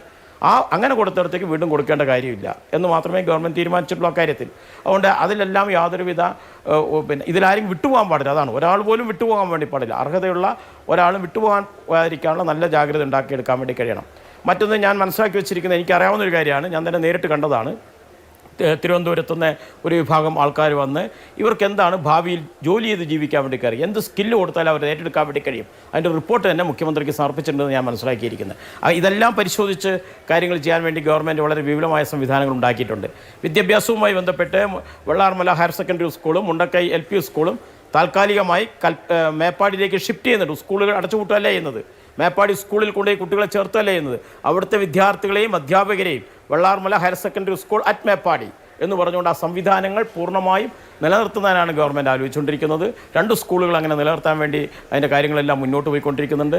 ആ അടിസ്ഥാനത്തിൽ എല്ലാ കാര്യങ്ങളിലും ഒരു കുറവുണ്ടാകാതിരിക്കാനുള്ള നല്ല ഇടപെടലാണ് ചെയ്തുകൊണ്ടിരിക്കുന്നത്. അങ്ങ് നേരത്തെ പറഞ്ഞു കേരള ബാങ്കിന് സാധിക്കുമെങ്കിൽ ഉറപ്പായിട്ടും നാഷണലൈസ്ഡ് ബാങ്കുകൾക്ക് സാധിക്കണം എന്നുള്ളത്. ഇതിന്റെ രണ്ടിന്റെയും പരിധിയിൽ വരാത്ത ധനകാര്യ സ്ഥാപനങ്ങളുണ്ട്. നമുക്കറിയാവുന്നതാണ് ബാങ്ക് ലോൺ കൊടുത്തിരിക്കുന്ന ധനകാര്യ സ്ഥാപനങ്ങൾ, അതായത് വാഹനത്തിന് ലോൺ കൊടുത്തിരിക്കുന്നവർ, ഭൂമിക്ക് ലോൺ കൊടുത്തിരിക്കുന്നവർ, കെട്ടിടങ്ങൾക്ക് ലോൺ കൊടുത്തിരിക്കുന്നവർ, ബിസിനസ് സംരംഭങ്ങൾക്ക് ലോൺ കൊടുത്തിരിക്കുന്നവർ, ഇങ്ങനെ പ്രൈവറ്റ് ധനകാര്യ സ്ഥാപനങ്ങൾ ഏറെയുണ്ട്. അതും അക്കൗണ്ടുമായിട്ട് ലിങ്ക് ചെയ്തിരിക്കുന്നത് തന്നെയാണ്. അതിലേക്ക് വരുന്ന പണത്തിന്റെയും ഗതി ഇതുതന്നെ ആയിരിക്കും. അത് നിയന്ത്രിക്കാൻ നാളത്തെ യോഗത്തിൽ കഴിയില്ല. അതിന് സർക്കാർ മുന്നിൽ കണ്ടിരിക്കുന്ന വഴി എന്താണ്? അത് സ്വകാര്യ ധനകാര്യ സ്ഥാപനങ്ങളുമായി ബന്ധപ്പെട്ട കാര്യങ്ങളാണ്. തീർച്ചയായിട്ടും സർക്കാരിൻ്റെ ശ്രദ്ധയിൽപ്പെടുത്തിക്കൊണ്ട് ഏത് അളവ് വരെ ഇടപെടാൻ വേണ്ടി കഴിയും, ഇനി അവർ ഇടപെടുന്നില്ലെങ്കിൽ സർക്കാരിന് എന്ത് ചെയ്യാൻ കഴിയും, കാര്യങ്ങൾ നമുക്ക് ഇടപെടാവുന്ന കാര്യങ്ങൾ മാത്രമേ ഉള്ളൂ. ഏതായാലും സർക്കാരിൻ്റെ ശ്രദ്ധയിൽ ആ കാര്യങ്ങൾ നമുക്ക് കൊണ്ടുവരാൻ വേണ്ടി ശ്രമിക്കും. ഇങ്ങനെ ഒരു ജനാധിപത്യ സമൂഹത്തിനകത്ത് ഇങ്ങനെ വരുന്ന ചർച്ചകളെല്ലാം വളരെ വളരെ പ്രധാനപ്പെട്ടതാണ്. വിമർശനങ്ങളെയെല്ലാം നമ്മൾ നല്ല രീതിയിൽ അങ്ങ് സ്വാഗതം ചെയ്താൽ മതി. വിമർശനങ്ങളുടെ അസഹിഷ്ണുത കാണിക്കാതിരുന്ന വെച്ചാൽ മതി. ആ വിമർശനങ്ങൾ അവരുടെ അനുഭവത്തിൽ നിന്ന് ഉയർന്നു വരുന്നതാണ്. അതുകൊണ്ട് ആ കാര്യങ്ങളെല്ലാം നമുക്ക് എടുക്കാൻ വേണ്ടി കഴിയും. ഇവിടെ പറഞ്ഞിരിക്കുന്ന കാര്യങ്ങളും നമുക്ക് അങ്ങനെ തന്നെ ചെയ്യാൻ കഴിയും എന്നാണ് എനിക്ക് തോന്നുന്നത്. തീർച്ചയായിട്ടും ഇവിടെയുള്ള വയനാട്ടിൽ ജീവിക്കുന്ന ഒരു ആളെന്ന നിലയ്ക്ക് തീർച്ചയായിട്ടും ഇത്തരം കാര്യങ്ങളെല്ലാം ഗവൺമെൻറ് ശ്രദ്ധയിൽ വളരെ ഗൗരവമായിട്ട് തന്നെ കൊണ്ടുപോയി ചില കാര്യങ്ങളെല്ലാം ഞങ്ങൾ കൊണ്ടുവന്നിട്ടുണ്ട്. ഒരു കാര്യവും വിട്ടുപോയിട്ടില്ല എന്ന് നമുക്ക് ആർക്കും പറയാൻ വേണ്ടി കഴിയില്ല. അതുകൊണ്ട് ഇത്തരം കാര്യങ്ങൾ കൂടെ ഗവൺമെൻറ് ശ്രദ്ധയെ കൊണ്ടുപോകുന്നത് എങ്ങനെയാണ് നമുക്ക് ഈ കാര്യങ്ങൾ ഇടപെടാൻ വേണ്ടി കഴിയുക, എങ്ങനെയാണ് മനുഷ്യരെ സഹായിക്കാൻ വേണ്ടി കഴിയുക, ഈ കാര്യങ്ങളാണ് ആലോചിക്കാൻ വേണ്ടി കഴിയുക. ശ്രീ ആദികേശവൻ അങ്ങയോട് എന്തോ ചോദിക്കാനുണ്ട്, അദ്ദേഹം തുടർച്ചയായി അവസരം തേടുന്നുണ്ട്. ശ്രീ ആദികേശവൻ. അല്ല, അതായത് എഴുതിത്തള്ളലിൻ്റെ കാര്യം നമ്മുടെ ചർച്ചയുടെ വിഷയമല്ലാത്തതുകൊണ്ട് ഈ എഴുതിത്തള്ളൽ ശരിക്കും ബാങ്കുകൾ മറ്റുള്ള വായ്പകൾക്കും കോർപ്പറേറ്റുകളുടെ വായ്പകൾക്കും എഴുതിത്തള്ളൽ എന്ന് പറയുമ്പോൾ ആ വായ്പ നിരാകരിക്കുന്നില്ല.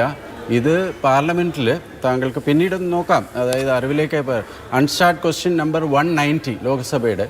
അപ്പോൾ പറയുന്നത് ബാങ്കുകൾ ചെയ്യുന്നത് അത് ലൈവായിട്ടുള്ള അക്കൗണ്ടിൽ നിന്നും ഓഫ് ബാലൻസ് ഷീറ്റിൽ നിന്നും പുറത്തേക്ക് എടുക്കുന്നു എന്നുള്ളതാണ് ഈ എഴുതിത്തള്ളൽ കൊണ്ട് ഉദ്ദേശിക്കുന്നത്. അപ്പോൾ ആ കാര്യം ഒരു ടെക്നിക്കൽ കാര്യമായതുകൊണ്ട് അത് പറഞ്ഞു എന്ന് മാത്രം. ഇനി താങ്കൾ പറഞ്ഞതിൻ്റെ സ്പിരിറ്റ് ഉൾക്കൊണ്ടുകൊണ്ട് അതുകൊണ്ടാണ് ഞാൻ പറഞ്ഞത് ഈ വായ്പ എഴുതിത്തള്ളാനായിട്ടുള്ള ഒരു വ്യവസ്ഥ ഇന്ത്യയിൽ ഇന്നില്ല. അതിൻ്റെ ഉദാഹരണമാണ് ഈ അൺസ്റ്റാർട്ട് ക്വസ്റ്റ്യൻ പാർലമെൻറ്റിൽ സർക്കാർ തന്നെ സമർപ്പിച്ചത്. പിന്നെ ഇവരുടെ സെറ്റിൽമെൻറ്റിന് വേണ്ടി നമുക്ക് ചെയ്യാൻ പറ്റുന്നത് ഇതിനി കിട്ടാക്കടമായി നോട്ടീസ് വന്നതിന് ശേഷം ഒറ്റത്തവണ തീർപ്പാക്കൽ പോലെ ഇവർക്ക് ആനുകൂല്യം കിട്ടും. പക്ഷേ അപ്പോഴത്തേക്കും ഇവരുടെ അക്കൗണ്ട് NPI എന്നുള്ള ഒരു ബ്ലാക്ക് മാർക്ക് വരും. അതില്ലാത്തതിനുള്ള ഒരു നിർദ്ദേശമാണ് ഞാൻ നേരത്തെ സംസാരിച്ചപ്പോൾ പറഞ്ഞത്. സാന്ദർഭികമായി ഇതൊരു ടെക്നിക്കൽ കാര്യമായതുകൊണ്ട് താങ്കളുടെ ശ്രദ്ധയിൽപ്പെടുത്തി എന്ന് മാത്രം. താങ്കൾ പിന്നീട് നോക്കിയിട്ട് വേണമെങ്കിൽ പിന്നീട് ഒരു ചർച്ചയാവാം. Thank you. ഓക്കെ, ഇടവേള ജിൻഡോ, ഞാൻ ഇടവേളയ്ക്ക് ശേഷം വരാം. തിരികെ സ്വാഗതം ചർച്ചയിലേക്ക്. ഡോക്ടർ ജിൻഡോ ജോൺ, ഇപ്പോൾ നേരത്തെ നമ്മൾ സാമൂഹ്യ ജാഗ്രതയെ പറ്റി പറഞ്ഞു. എന്തൊക്കെ കാര്യങ്ങളിൽ സർക്കാർ ഇടപെടൽ വേണമെന്നതടക്കമുള്ള നിർദ്ദേശങ്ങൾ മുന്നോട്ട് വെക്കാൻ ഇതാദ്യം തന്നെ ഒരു വാർ റൂം എന്ന രീതിയിൽ ഒരു സമിതിയെ പറ്റിയുള്ള ചിന്തകൾ ഉണ്ടായിരുന്നു. പിന്നീട് അത് ഏത് ഘട്ടത്തിൽ എത്തി നിൽക്കുന്നു എന്നത് സംബന്ധിച്ച് പ്രശ്നങ്ങളുണ്ട്. എന്നിരുന്നാലും ഈ പൊതുജനങ്ങളുമായി ബന്ധപ്പെട്ട പ്രശ്നങ്ങൾ അതേ രീതിയിൽ പറയാൻ കഴിയുന്ന ജനകീയ സമിതികൾ ഏത് ദുരന്ത മേഖലയിലും സർക്കാരിന് സംവിധാനത്തിലൊരു മുതൽക്കൂട്ട് മാത്രമേ ആവുകയുള്ളൂ. രാഷ്ട്രീയ ആരോപണങ്ങൾക്ക് അപ്പുറത്ത് അങ്ങനെയൊന്നും ഉണ്ടാകേണ്ടത് ഇനിയും നമുക്ക് വേണ്ടതാണ്. തീർച്ചയായിട്ടും മാധു, ഇതിൽ സ്വകാര്യ വ്യക്തികൾ അല്ലെങ്കിൽ സാമൂഹ്യ സേവന രംഗത്ത് പ്രവർത്തിക്കുന്ന സംഘടനകൾ, സംവിധാനങ്ങൾ, സമിതികൾ, ഇതിനൊക്കെ അപ്പുറത്ത് പബ്ലിക്കിനോട് 100% അക്കൗണ്ടബിൾ ആയിരിക്കേണ്ട ഉത്തരവാദിത്തമുള്ളത് സർക്കാരിന് തന്നെയാണ്. ഇതിനെല്ലാം ഉത്തരവാദിത്തം പറയേണ്ടതും സർക്കാർ തന്നെയാണ്. അപ്പോൾ ഏതെങ്കിലും വ്യക്തികളോ സംഘടനകളൊക്കെ ഏതെങ്കിലും കാര്യങ്ങൾ ഏറ്റെടുത്തു അത് പൂർത്തീകരിക്കപ്പെട്ടില്ലെങ്കിൽ അതിനപ്പുറത്തേക്ക് ആളുകൾക്ക് ചോദിക്കാനും ക്ലെയിം ചെയ്യാനും പറ്റുന്ന ഒരു അവകാശമില്ല. സർക്കാരിനോട് നമുക്ക് ഇതൊക്കെ ചോദിക്കാം. സർക്കാർ നേതൃത്വം കൊടുക്കുന്ന ഏത് രാഷ്ട്രീയ പ്രസ്ഥാനമായിക്കൊള്ളട്ടെ, പക്ഷെ നമ്മുടെ എല്ലാവരുടെയും അവസാന ആശ്രയം എന്ന് വിചാരിക്കുന്നത് നമ്മൾ സർക്കാരിനെയാണ്. അപ്പോൾ സ്വാഭാവികമായിട്ടും സർക്കാർ സംവിധാനങ്ങൾ കുറെ കൂടി മനുഷ്യ മനുഷ്യത്വപരമായിട്ട് ഇത്തരം വിഷയങ്ങളിൽ ഇടപെടണം എന്ന് തന്നെയാണ് നമ്മുടെ അഭിപ്രായം.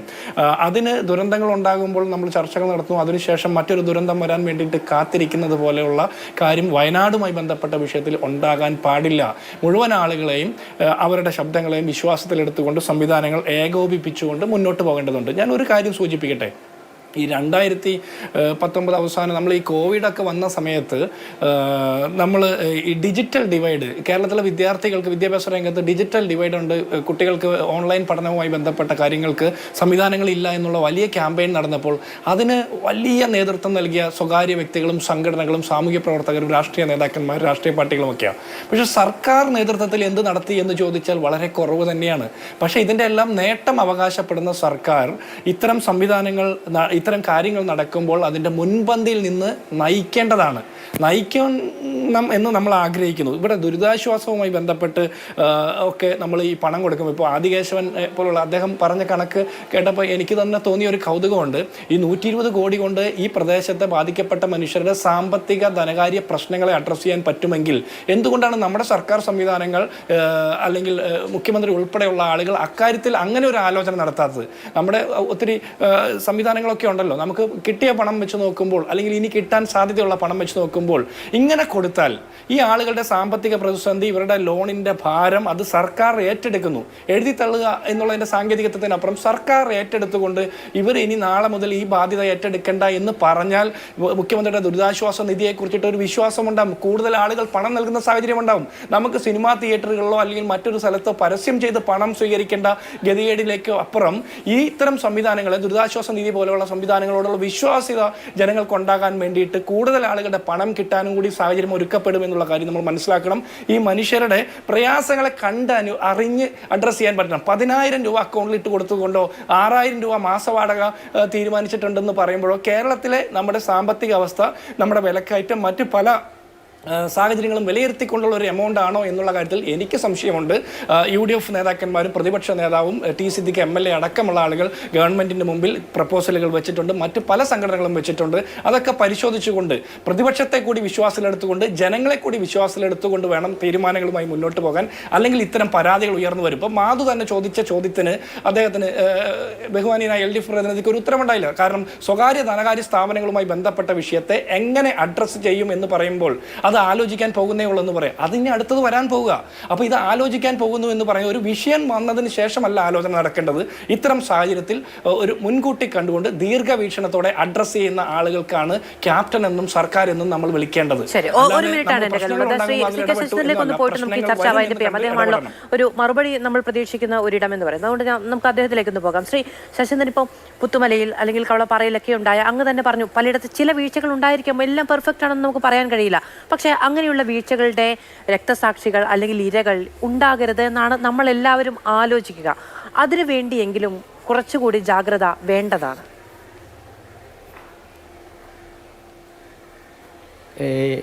എല്ലാ അർത്ഥത്തിലും സർക്കാർ മുൻകൈ എടുത്ത് കാര്യങ്ങൾ ചെയ്യുന്നുണ്ട് എന്നാണ് ഞങ്ങൾ മനസ്സിലാക്കുന്നത്. ഒന്ന്, മുഖ്യമന്ത്രി തന്നെ സർവകക്ഷി യോഗം കൽപ്പറ്റയിൽ വിളിച്ചു ചേർത്തു. എല്ലാ വയനാട് ജില്ലയിൽ പ്രവർത്തിക്കുന്ന രാഷ്ട്രീയ നേതാക്കൾ, പ്രതിപക്ഷ നേതാവ് ഉൾപ്പെടെയുള്ള ഉന്നതരായിട്ടുള്ള സംസ്ഥാനത്തിലെ വിവിധ രാഷ്ട്രീയ പാർട്ടി നേതാക്കൾ, അതുപോലെ തന്നെ അവരെല്ലാവരും പങ്കെടുത്തു.